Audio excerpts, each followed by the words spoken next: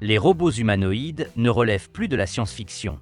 Ils deviennent bien réels et parfois même inquiétants. Lors d'une démonstration, l'un d'eux a soudainement perdu le contrôle et s'est mis à frapper les ingénieurs présents, comme s'il auditionnait pour un remake de Terminator. Cette scène, largement partagée sur les réseaux sociaux, pourrait bien être un avant-goût de ce qui nous attend. En Chine, un constructeur automobile emploie déjà des humanoïdes blonds grandeur nature, avec queue de cheval et lunettes de soleil, dans ses concessions pour vendre ses véhicules. En Allemagne, une entreprise de robotique a lancé un robot humanoïde capable de travailler 8 heures d'affilée pour un coût inférieur à celui d'une Tesla. De l'autre côté de l'Atlantique, en Californie, l'université de Berkeley a présenté un robot humanoïde fait maison, imprimable en 3D pour environ 5 000 $. Les premiers utilisateurs l'améliorent déjà pour le rendre plus autonome et plus durable. Pendant ce temps, Hyundai franchit un nouveau cap. L'entreprise intègre les robots Atlas de Boston Dynamics dans ses usines avec l'objectif de produire 300 000 voitures électriques par an. Revenons à la fameuse vidéo devenue virale. Elle est aujourd'hui détournée en mème, mais difficile de l'ignorer tant elle est marquante. Elle provient de la chaîne biélorusse Nexta, qui a diffusé des images de vidéosurveillance tournées dans une usine en Chine. On y voit un robot humanoïde, encore en phase d'assemblage, suspendu à une grue comme une marionnette. Lors d'un simple test de mobilité, 2 ingénieurs, tablette en main, examinaient ses composants. Et soudain, le robot s'est emballé. Ses articulations se sont toutes déclenchées en même temps, provoquant une scène de panique. Le robot a commencé à s'agiter. Il a levé les bras, frappé du pied, tiré sur ses suspensions latérales, puis a glissé sur le béton poli en emportant son support soudé. Dans le chaos, un ordinateur de bureau s'est écrasé au sol, un seau de fixation s'est renversé, et les 2 ingénieurs, pris de panique, ont couru se mettre à l'abri tandis que la grue au-dessus d'eux grinçait bruyamment. L'incident n'a duré qu'une vingtaine de secondes, mais la vidéo a cumulé plus de 100 000 vues en seulement 4 heures et a déclenché une avalanche de commentaires, dont 69 blagues sur Skynet. Un internaute a commenté « Sarah Connor avait vu juste ». Un autre a partagé un GIF du robot ED, 209 de Robocop tombant dans un escalier. Même un interne en chirurgie a comparé la scène à une console d'A Vinci, rappelant que, malgré tout, ce n'est qu'un assemblage de moteurs et de logiciels. Cet incident s'inscrit dans une série de démonstrations spectaculaires de prototypes robotiques que la Chine a multipliés cet hiver. Par exemple, le D9 de Q du Robotics est capable de marcher à 7,2 km/h, de monter des escaliers et de réaliser un test de mobilité de la hanche sans tomber. En février, Clone Robotics a présenté un androïde basé sur un système musculo-squelettique avec des tendons synthétiques, censé pouvoir un jour cuisiner, faire le ménage et tenir une conversation. Si la technologie a impressionné, l'ambiance a été jugée assez dérangeante par de nombreux spectateurs. L'incident du robot fou est venu renforcer ces impressions. Il a mis en lumière le danger potentiel lorsque les protocoles de sécurité ne sont pas strictement respectés et comment un simple moteur peut devenir incontrôlable. Pendant ce temps, à 500 km à l'ouest de Shanghai, l'approche de Chery Automotive est tout autre, misée sur le charme plutôt que la puissance brute. À court de nouveaux modèles à présenter, le constructeur automobile chinois Chery a décidé de miser sur un tout autre produit, des robots humanoïdes. L'un d'eux, baptisé Mornen, est un androïde grandeur nature à l'apparence humaine frappante. Blond, coiffé d'une queue de cheval, lunettes de soleil futuristes sur le nez. Il a été conçu en collaboration avec l'entreprise de robotique Aimoga, un partenariat officialisé en juin 2024. Mornen avait déjà fait sensation au salon de l'auto de Shanghai l'an dernier, et il vient de refaire une apparition remarquée aux côtés de Zhang Yibing, président de Chery International, accompagné de plusieurs unités identiques. Dans sa présentation, Zhang a déclaré aux concessionnaires que le marché des humanoïdes représentait désormais un potentiel plus important que celui des voitures. Selon lui, l'IA et la robotique, incarnées par Aimoga, sont l'avenir du groupe. Le prix de ces humanoïdes, à peu près équivalent à celui d'une voiture de milieu de gamme, un tarif à 5 chiffres.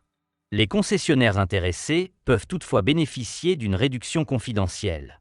Déjà 220 unités sont prévues pour livraison en 2025 et l'un de ces robots est déjà opérationnel dans une concession en Malaisie, où il accueille les visiteurs, distribue des bouteilles d'eau avec ses doigts en fibre de carbone et répond aux questions des clients dans une voix synthétique douce de type alto. Les lunettes que porte Mornen ne sont pas un simple accessoire de style. Elles intègrent un système de caméra panoramique offrant une vision à 360 degrés. Chaque doigt du robot est équipé de capteurs tactiles qui lui permettent, par exemple, de détecter lorsqu'un client touche une brochure. Une vidéo virale a récemment montré Mornen exécutant une chorégraphie humoristique baptisée « Junk in the Trunk » lors du lancement d'un modèle appelé Woo.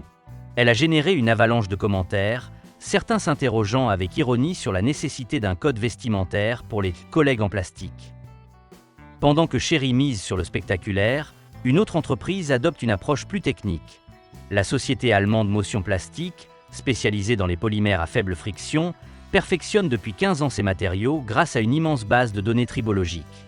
Leur objectif, optimiser les composants mécaniques pour les rendre plus résistants, silencieux et durables, loin des paillettes, mais au cœur du progrès robotique. L'entreprise Igus regroupe aujourd'hui ses innovations robotiques dans un humanoïde complet baptisé Igirob, qui rivalise sérieusement avec ses concurrents occidentaux. Proposé à 47 999 €, environ 54 500 $ au taux actuel, il coûte bien moins cher que le Digit d'Agility ou que l'Optimus de Tesla, dont le prix est estimé 2 fois plus élevé. Iggy mesure 1,70 m, mais ne marche pas comme un humain. Son torse est monté sur une base roulante. Cette base, appelée Rebel Move, est une plateforme autonome à 3 roues capable de transporter jusqu'à 100 kg de charge utile, en plus de ses propres 50 kg. Elle est surmontée de 2 bras robotiques Rebel Kobo, chacun équipé de 6 axes de mouvement grâce à une transmission harmonique de haute précision. Les mains bioniques d'Iggy utilisent des engrenages en polymère autolubrifiant, ce qui élimine le besoin de graisse. Côté navigation, Iggy est équipé d'un lidar monté sur le haut de sa tête et de caméras 3D stéréoscopiques placées au niveau des yeux. Il fonctionne jusqu'à 8 heures d'affilée avec une batterie lithium unique. Compatible avec le système ROS2, certifié CE pour l'Europe, il s'intègre parfaitement au système de gestion VDA 5050 déjà utilisé dans les usines allemandes pour les robots logistiques. L'approche commerciale d'Igus est très pragmatique. L'entreprise propose d'envoyer un exemplaire de démonstration que l'équipe du client peut tester sur le terrain, que ce soit à la réception, en logistique ou même pour débarrasser les plateaux à la cantine.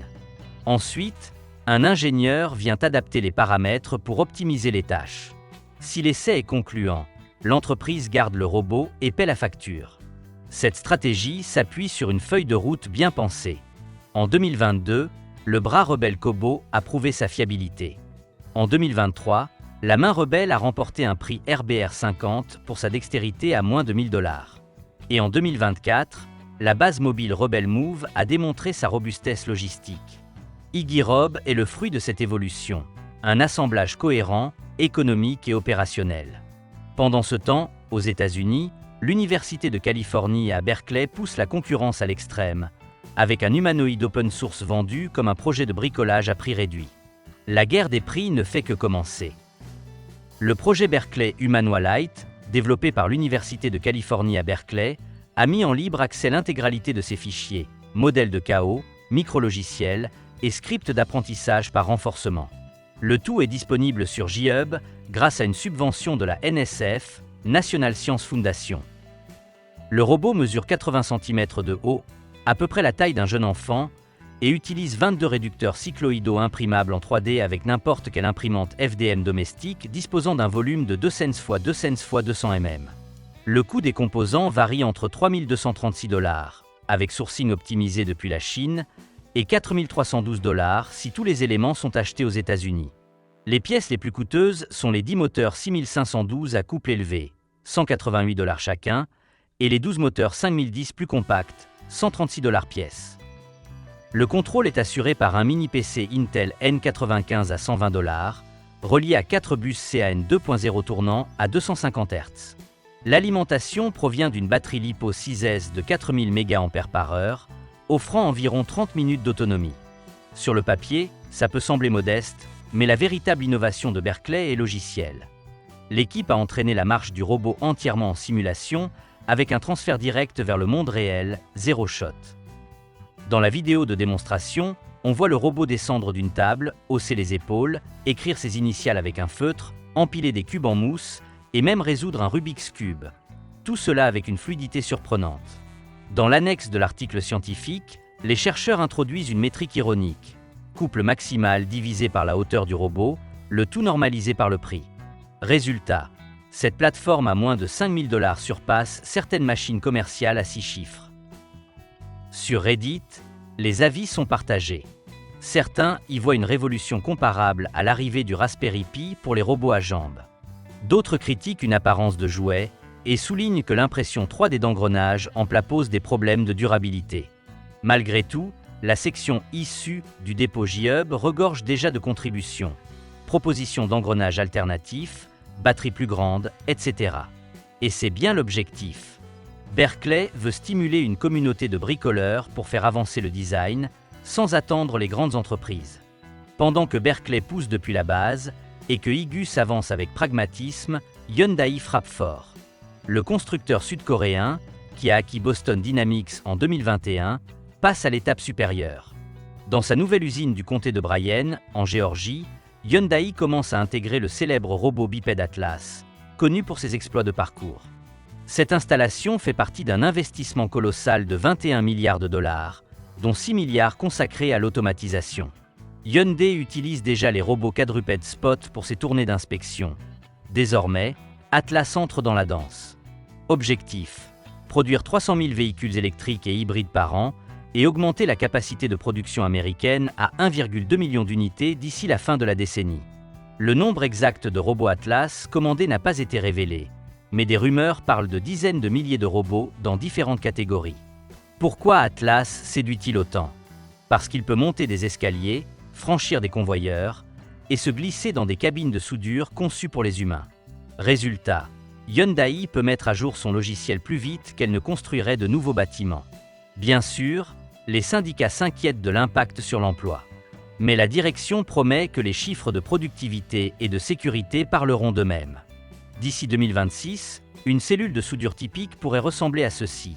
Un humain équipé d'une tablette, 3 robots Atlas portant les panneaux emboutis et une douzaine de bras robotiques ABB réalisant les soudures. Un écosystème hybride inédit à cette échelle. Alors, avec des robots qui nous vendent des voitures, les fabriquent et qui dansent parfois en plein showroom, combien de temps avant qu'un robot ne prenne votre place au travail ? Dites-le moi en commentaire. Aimez si ça vous a fait réfléchir et abonnez-vous pour suivre l'actualité des humanoïdes et de l'IA. À très vite.